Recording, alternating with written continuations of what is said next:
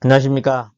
반갑습니다. 오늘은 실전 권리 분석 총정리하는 시간이 되겠습니다. 실제로 진행되고 있는 2022 타경 3028호 원룸의 사건에 대해서 권리 분석을 하고 이 권리 분석을 바탕으로 한 배당표까지 연결시켜서 이 물건을 완벽하게 분석하는 시간이 되겠습니다. 저는 수동대학교와 영남이공대 평생교육원 경매과정과 실전투자과정 경매학원을 운영하고 있는 서견 김동수 박사입니다.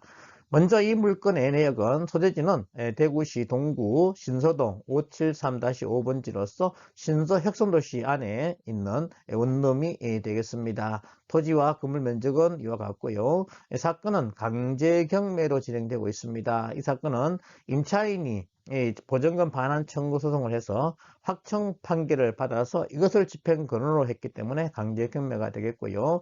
감정가는 5억 9,500이 되겠으며 3층짜리 건물로서 1층은 다가구 주택 및 일부 상가가 있고요. 2층은 다가구 주택 4가구가 있습니다. 그리고 3층은 2가구가 있습니다. 사용 승인은 2007년 7월 20일 날 이렇게 났으며, 그리고 이 참고사항이나 기타 현황 위치를 자세히 보셔야 되는데요. 이 참고사항에 본 건물은 공부상과 현황상 물건 상태가 다르니 확인하시고 입실하시기 바랍니다 라고 되어 있습니다. 이것은 만약에 이 구청에 가서 확인했을 때 불법적인 것이 있다라고 하면요, 원상복구를 누가 하느냐? 낙찰자가 책임져야 됩니다. 그래서 만약에 불법적인 그런 것이 있을 경우에 이 명도할 때 임차인 나가면서 이거 불법 건축물입니다 라고 신고하게 되면 이 문제가 발생할 수 있습니다. 그때는 명도를 조심스럽게 잘 해야 된다라고 보시면 돼요. 일단 간에 고발 들어가지 않고 현상대로 유지할 수 있도록 방법을 잘 찾아가시기를 바랍니다.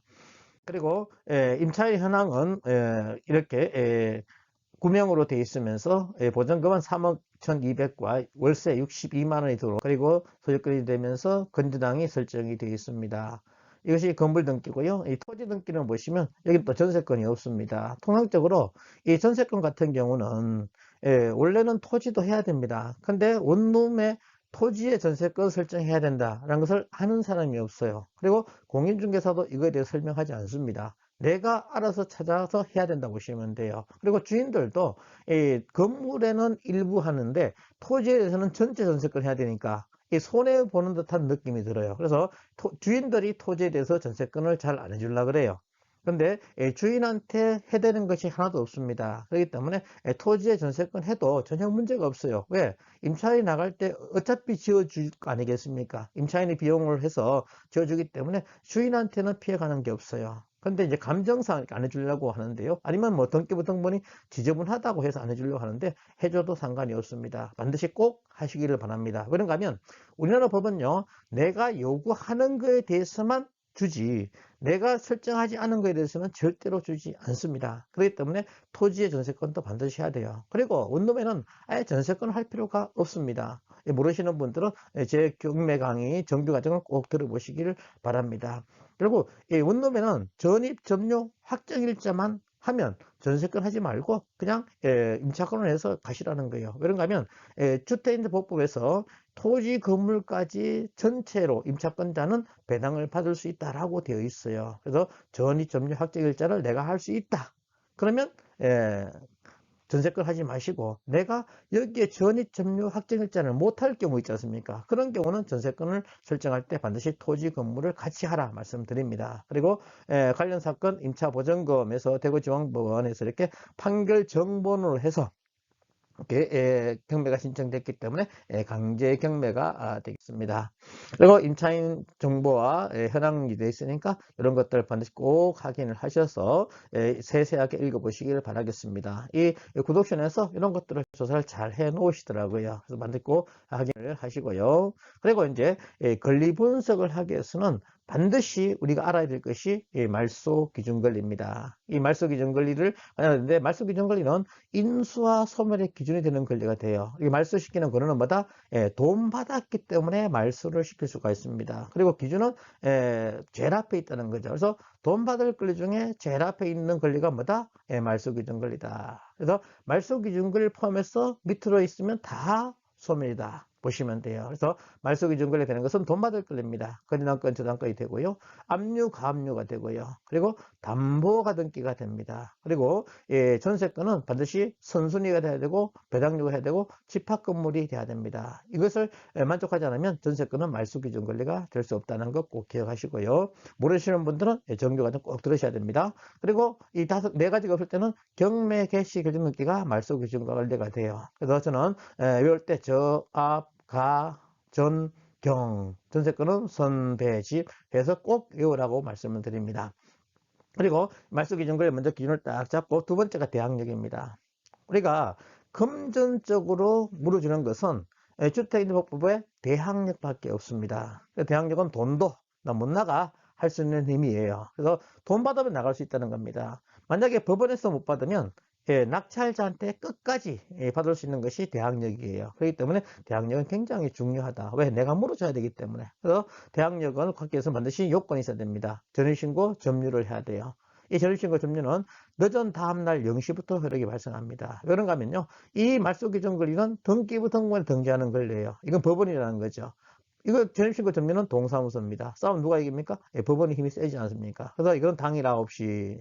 그리고 전입신고 점유는 다음날 0시. 둘 중에 늦은 다음날 0시가 되겠습니다. 그리고 이 대항력이 반드시 말소기준 권리보다 앞에 있어야지만 대항력이 있다.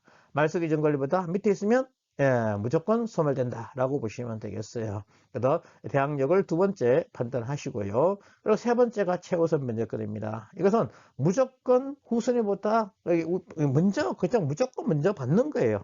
먼저 거 받는 거기 때문에 굉장히 중요합니다. 우리가 배당표에 보시면 영순위 경매비용이고 필요비가 있습니다. 그리고 1순위에서 소액 임차인을 해서 무조건 배당받습니다. 그리고 임금채권자하고 싸울 때는 3개월 징금이 되는데요. 이 둘이 안분하게 됩니다. 둘만 받아가도 모자란다 그러면 안분하게 돼요. 그래서 1순위도 무조건 배당받기 때문에 이 최우선 면제권은 굉장히 중요해요. 그래서 무조건 해주는 것이 아니라 반드시 전입신고 점유 이것이 대항요건이죠. 이 대항요건을 반드시 갖춰야 된다. 그리고 이 전입신고 점유는 반드시 경매, 개시, 결정등기 전에 해야 되지 경매, 개시, 결정등기가 되고 나서 전입신고 점유하면 최우선 면제권이 될 수가 없어요. 왜 그런가 하면 이것은 임차인들에게 정말로 굉장히 큰 혜택을 주는 거 아니겠습니까? 그런데 채권 채무 관계로 해서 이렇게 돈 받으려 하시는 분이 있더라는 거죠. 그리고 경매, 개시, 결정등기가 되고 나서 전입신고 점유하시는 분은 없다는 겁니다.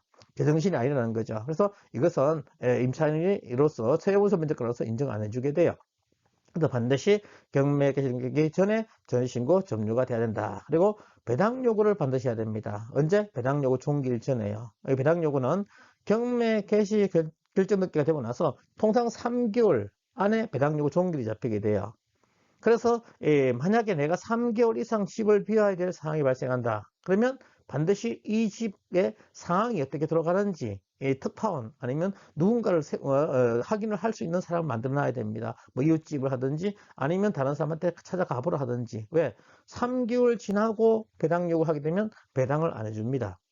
배당 요구서는 받아줘요. 그렇지만 실제로 법원에 가면 배당이 안 된다라고 보시면 되겠습니다. 그래서 배당 요구 종기일 전에 반드시 이 배당 요구 하기 때문에 꼭 기억하시고요. 그리고 소액 보증금 안에 반드시 들어가야 됩니다. 이건 지역마다 차이가 있기 때문에 좀 이따 다시 보도록 하겠습니다. 그리고 주택가액은 낙찰 금액에서 경매 비용을 뺀 금액입니다. 그의 2분의 1 안에서 배당이 된다 보시면 되겠어요. 그리고 네 번째로 최우선 면제권입니다. 이 최우선 면제권은 후순위보다 우선적으로 받을 수 있는 권리가 우선 면제권입니다. 그래서 이건 물건들끼리 싸워서 배당해 주는 건데요.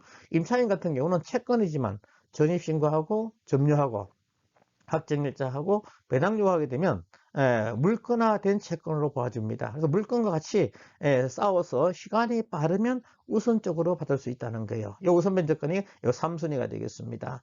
2순위까지는 우리가 당해세와 종부세, 제한세가 되죠. 여기까지는 먼저 무조건 배당해 주는 겁니다.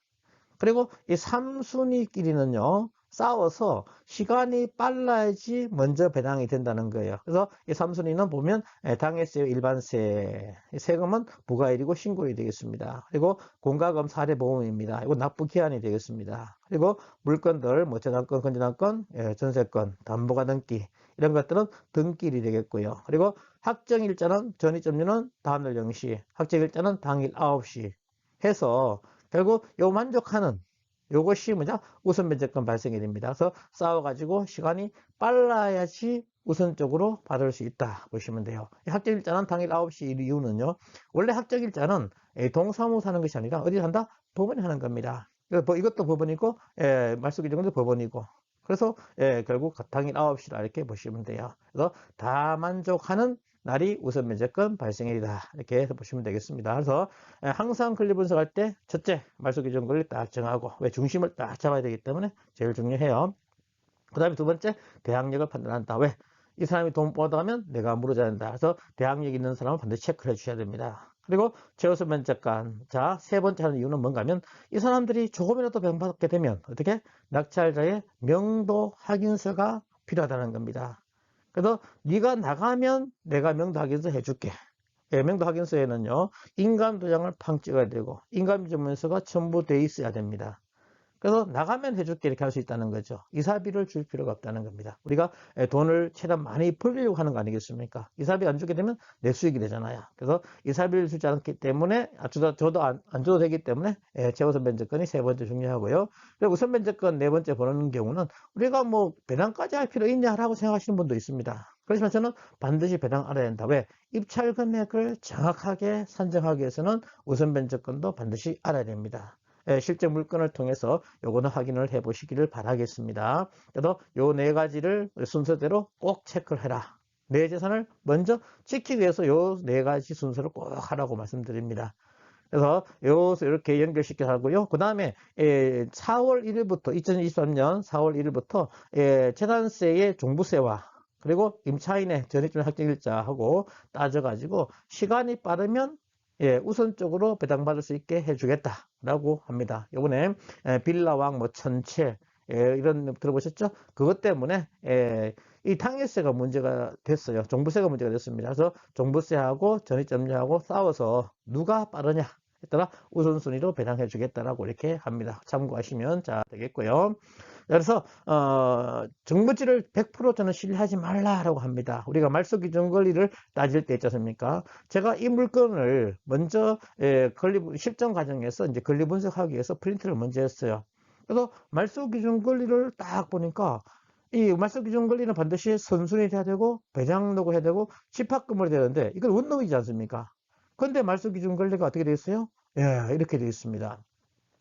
이 전세권자가 2203호 일부 전세권인데 이 말소기준권리 체크가 들어가 있는 거예요. 그래서 제가 깜짝 놀랐습니다. 내가 잘못 알고 있나? 해서 다시 분석을 제가 했죠. 그래서 여기에 정보지 회사에 전화해가지고 이거 잘못된 거 아니냐? 라고 했을 때 잘못된 게 맞습니다 해가지고 고쳤어요. 왜 이렇게 착오가 생겼는가 하면요. 우리가 매각 물건 명세서에 보면요. 최선순위 설정 목록 해가지고 보시면요. 2016년 3월 23일 건저당 돼 있고 2023년 2월 19일 전세권 이렇게 돼 있습니다. 이것이 통상적으로 우리가 말소 기준 권리예요. 그래서 요걸 보고 그대로 이렇게 적어 놓으신 것 같아요. 그래서 착오가 있어가지고 현재 이렇게 고쳤다라고 보시면 되겠습니다. 그래서 말소기준 권리가 이렇게 지금 고쳐져 있습니다. 2016년 3월 23일 이것이 말소기준 권리가 되겠습니다. 그래서 저압 가전경 중에 전세권이 제일 앞에 있으니까 말소기준 권리 된다. 주건재당이 제일 앞에 있으니까 말소기준 권리 된다. 전세권은 원룸이라서 말소기준 권리가 될 수가 없습니다. 그리고 이제 배당표를 만들게 되는데요. 자, 배당표 만들 때 첫째 말소기준 권리를 정한다 그랬고 그 다음에 대항력, 최우선 면제권, 우선 면제권 요 빈칸을 채우면 되겠습니다. 이것이 가장 기본적으로 되는 것이고요. 그래서 말소기준 권리 2016년 3월 23일 건재당이 이렇게 되겠습니다. 그리고 임차인 현황에 자 보면요. 자, 말소기준 권리는 16년 3월 23일 되어 있습니다. 그리고 배당력 종기일이 2022년 8월 3일 이렇게 되어 있죠. 그래서 자, 말소 기준 권리 보다 앞에 있어야지만 대항력이 있고요. 그리고 반드시 최우선 면제권자 배당력 종기일 전에 최우선 배당력을 해야지만 최우선 면제 받을 수 있습니다. 우선 면제 받을 수 있어요. 그래서 배당률 종기를 반드시 꼭 체크하라고 이렇게 적어놨으니까 확인하시고요. 그래서 김선미 씨 보시면요. 전입날짜 13년 6월 17일, 확정일자 2020년 2월 19일 돼 있죠. 둘 중에 그러니까 우리가 대학력은 전입 날짜, 점유 날짜 보는데 경매에서는 통합적으로 점유를 안 봅니다. 전입 날짜로 봐요. 그래서 13년 6월 18일 0시가 되죠. 그래서 보면 어떻습니까? 말소 기준 권리보다 앞에 있으니까 대학력 있어 이렇게 되는 거예요. 그리고 배당요구 했다 그러는데 이분이 전세권 설정됐어요. 그래서 문건 처리 내역에 보니까 권리신고 및 배당요구서를 제출했습니다. 이 전세권을 한 것이 아니라 뭐야? 임차권으로 배당을 했다. 이거 모르시는 분은 전세권 강의를 꼭 들으시기를 바랍니다. 전세권의 배당 요구와 임차권의 배당 요구가 틀려요. 전세권의 배당 요구는 채권 계산서 제출하시는 것이고요. 임차권은 권리신고 및 배당 요구서를 제출하게 됩니다. 그리고 유병명님 같은 경우에 보증금이 800만 원인데 보시면 10년 8월 2일 되어 있습니다. 8월 3일 0시부터 대항력이 발생하니까 말소 기준 권리보다 앞에 있습니다. 그래서 대항력이 썸 되어 있습니다. 그래서 두 명이 돈 못 받아갈 때는 내가 물어줘야 되는 이런 상황이 된다라고 보시면 되겠어요. 그래서 김선미님, 유병무님은 뭐냐? 내가 이 사람이 돈 못 받아가면 내가 물어줘야 되기 때문에 반드시 꼭 체크하라 말씀을 드리고요. 그리고 이제 최우선 면제권입니다. 이 최우선 면제권은 얼마인지 확인해 보시면요. 기본적으로 이 날짜를 정해야 되는데 이 날짜는 네 가지가 됩니다. 건재당 저당권, 담보가 등기, 건물 전체 전세권, 그리고 배당기일이 됩니다. 요 네 가지가 기준점이 돼요. 내 계약 날짜가 아니다. 반드시 건재당 저당, 담보가 등기, 건물 전세권, 배당기일 요 네 가지가 기준점이 됩니다. 그래서 보니까 건재당이 16년 3월 23일 돼 있었죠. 그러면 2016년 3월 23일 여기 칸이 되겠죠. 요 칸에 만나는 지역이 있죠. 두 번째가 지역입니다. 그래서 여기가 대구시니까 강릉시 아니겠습니까? 얼마? 금액 안에 6천만 원에 들었을 때 실제로 2천만 원 받는다 이렇게 보시면 되겠습니다. 그래서 6천만 원에 들었을 때 2천만 원까지 최우선적으로 받을 수 있다. 그래서 6천에 2천이 이렇게 되는 겁니다. 그래서 보시면 건물 등기 보면 이 건조당 이것이 뭐다? 소유임차인 기준점이 되는 거죠. 그래서 2016년 3월 23일 이렇게 되는 것이고요. 그래서 임차인 보시면 말소 기준 권리가 나와 있고 배당 요구 종결이 이렇게 나와 있습니다. 꼭 확인하시고요. 자, 그래서 소액임차인이 되는 보시면 소액임차인이 김광지 씨가 전입신고했고 배당 요구했고 보증금이 500만 원이니까 금액은 되는데요. 경매 등기 후 전입신고했습니다. 그렇기 때문에 이 사람은 소액임차인이 안 되죠. 김광덕 씨는 소액임차인이 안 됩니다. 그리고 김선미 씨 같은 경우는 전입신고했고 배당 요구했고 그 다음에 4,500원이니까 4,500만 원이니까 배당 금액 6천만 원이 들어갔죠. 그래서 소액임차인이 될 수가 있습니다. 근데 이제 이 사람 배당 요구는 아까 보시면 뭐요? 임차권으로 배당 요구했기 때문에 소유임차인이 됩니다. 만약에 전세권으로 배당 요구했으면 이 사람은 전세권은 소유임차인이 원래 안 됩니다. 왜? 소유임차 조건이 전입, 점유, 배당 요구, 소액 보증금 안에 들어가야 되는 조건 아니겠습니까? 근데 전입 점유했는데 전세권은 전입 점유 안 할 때 하는 게 전세권이잖아요. 그래서 전세권으로 배당 요구했다면 소액 임차인이 될 수 없습니다. 근데 임차권으로 배당 요구했기 때문에 왜 권리신고 겸 배당 요구서를 제출해서 소액 임차인이 된다 보시면 되겠고요. 그리고 사무 비즈니스 보면 전입은 했습니다. 보증금도 됐어요. 근데 뭐냐? 경매 등기 후에 전입신고를 했어요. 그리고 우리가 이제 법인 같은 경우는요, 중소기업 법인 같은 경우는, 법인이 계약을 하고, 그 다음에, 직원이 전입신고하고 있으면, 그리고 배당 요구하면 됩니다. 그런데 경매 등기 후에 전입신고했기 때문에 이 사무 비즈니스는 소액임차인이 될 수가 없다는 거예요. 참 안타깝죠. 그리고 서봉주 씨 같은 경우는 4,400만 원 전입신고했고 그리고 임차권 등기도 이렇게 했다 그럽니다. 근데 이분 같은 경우에 임차권 등기를 하고 했는데 이때 19년 10월 1일 날 요것을 유지하기 위해서 임차권 등기를 했어요. 그리고 다시 나갔다가 다시 또 2021년 11월 2일 날 다시 또 들어와서 전입신고를 했어요. 그러면 결국 이것이 대항력이냐 이것이 대항력이냐 결국 이 사람은 19년 10월 1일 왜 임차권 등기를 해놓게 되면 결국 내가 전출해도 상관이 없는 거 아니겠습니까? 그래서 임차권 등기한 등기되어 있는 전입 날짜 이것이 대항력 발생일이 되겠습니다. 그래서 이분은 소액임차인이 자 되고요. 그리고 유병목 씨 800만 원이고요. 전입 신고했고 그다음 배당 요구했습니다. 800만 원입니다. 소액임차인이 됩니다. 그리고 유영균 씨 같은 경우 전입 신고 2021년 12월 10일 날 했습니다. 그리고 배당 요구했습니다. 이거 500만 원이니까 결국 이렇게 소액임차인이 될 수가 있습니다.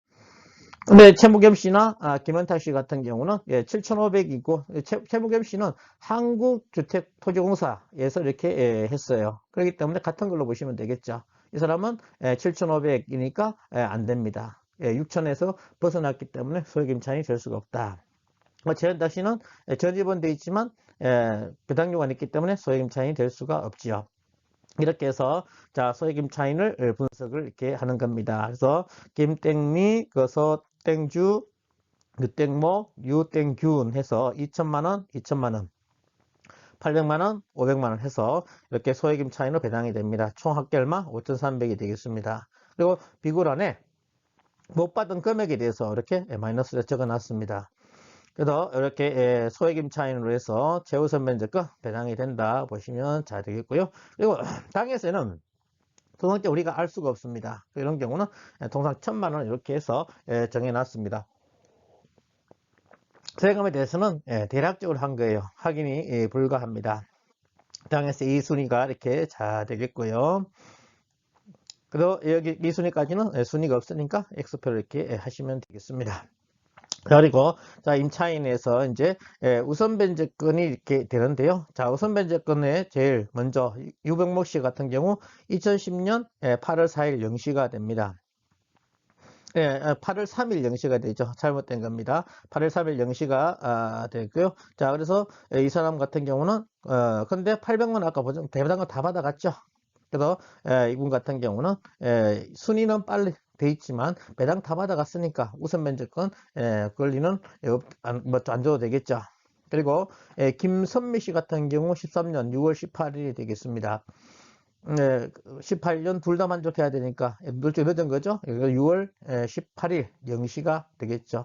확정일자는 2013년 2월 19일 9시. 근데 전입신고는 13년 6월 18일 0시니까 둘 중에 늦은 거 아니겠습니까? 그래서 이렇게 해서 4,500. 근데 아까 2천만 원 받아갔으니까 2,500이 자 되겠고요. 이 순위가 됩니다. 그리고 3순위가 자 보면 요 건전항이 됩니다. 건전항이 2016년 3월 23일 9시가 되겠죠. 그래서 하원 신협이 3억의 순위가 자 되고요. 그 다음에 네 번째로 해서 보면 요 사람이 되는데요. 왜 그런가 하면요. 아까 설명드렸듯이 임차권 등기 해놨습니다. 임차권 등기할 때 전입 날짜가 언제? 19년 10월 1일이었습니다. 그래서 19년 10월 1일 날 임차권 등기 해놨다가 결국 나갔어요. 나갔다가 다시 21년 11월 2일 날 들어왔다는 겁니다. 그래서 이 확정일자는 이렇게 20년 8월 11일로 돼 있죠. 그래서 이 둘 중에 늦은 거, 요거와 둘 중에 늦은 거 언제? 2020년 8월 11일 요것이 9시 요것이 서봉주 씨의 우선 면제권 발생일이 되겠습니다. 그래서 또 이분도 아까 2천만 원 받아갔으니까 2,400이 자 남았죠. 그 다음에 다섯 번째 순서로 해서 이렇게 김난 씨가 되는데요. 자 2021년 6월 19일 0시가 이렇게 되죠. 왜 둘 중에 늦은 거 2021년 6월 18일 19일 0시가 되겠죠. 그래서 해서 얼마? 1억 2천이 되겠습니다. 5순위가 되고요. 그 다음에 6순위로 해서 한국주택공사 해서 21년 7월 15일 0시 2021년 7월 15일 0시가 되겠죠. 그래서 7,500 순위가 있습니다. 그래서 이렇게 순서를 다 매겨가는 겁니다. 우리가 실제로 프린트를 해서 보면서 순서를 매겨가지고 이렇게 배당표를 이렇게 만드는 거예요. 그래서 3-1 누구 아까 유병목 씨 같은 경우는 전액 변제 받았으니까 필요 없고요. 그래서 3-1 해서 누구 김땡미 씨 2,500 못 받은 2,500이죠. 그 다음에 하원 건재당 3억 되고요. 3월 23일 됩니다.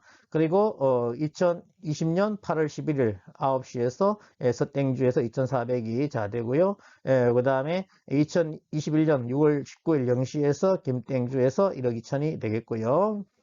그리고 2021년 7월 15일에서 주택공사가 됩니다. 7,500이죠. 이런 식으로 이렇게 해서 딱 이렇게 정하는 거예요.